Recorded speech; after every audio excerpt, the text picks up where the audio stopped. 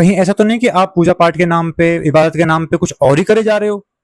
आपको वही पुरानी संस्कृति, मान्यताएं, वही कामना पूर्ति के साधन आपको पकड़ा दिए गए हों? क्योंकि अगर आप वास्तव में पूजा का, इबादत का अर्थ जानते ना, तो इस तरह से दुनिया में आज बर्बादी नहीं होती। आज जो भी दुनिया में बर्बादी हो रही है वो कौन कर रहा है? वो इंसान ही तो कर रहा है। आज इतने रेप केस बढ़ गए हैं, इतने मर्डर केस बढ़ गए हैं, धर्म के नाम पे कितनी ज्यादा लड़ाइयां हो रही हैं, जानवरों का शोषण हो रहा है, प्रजातियां की प्रजातियां विलुप्त हो रही हैं। आज जलवायु संकट हमारे सर पे आकर खड़ा हो गया है। बात ये नहीं कि आप पूजा करें या ना करें, बात यह है कि आप क्या वास्तव में पूजा पाठ का अर्थ जानते भी हैं? क्या आप इबादत को सच में समझते भी हैं? क्योंकि अगर इसका सही अर्थ देखा जाए तो वही है कि अपने जो अहंकार को चढ़ाने की प्रक्रिया का नाम पूजा होता है। और हम इबादत भी जब करते हैं तो वही है कि मैं अपने आप को समर्पित कर रहा हूं, वो प्रक्रिया होती है।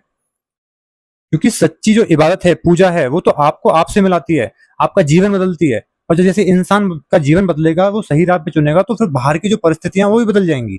तो किसी भी धर्म में अपने इष्ट की इबादत करना, पूजा करना गलत नहीं है, लेकिन उसको गलत तरीके से करोगे तो गलत है, और जिसका खामियाजा हम सब भुगत ही रहे हैं।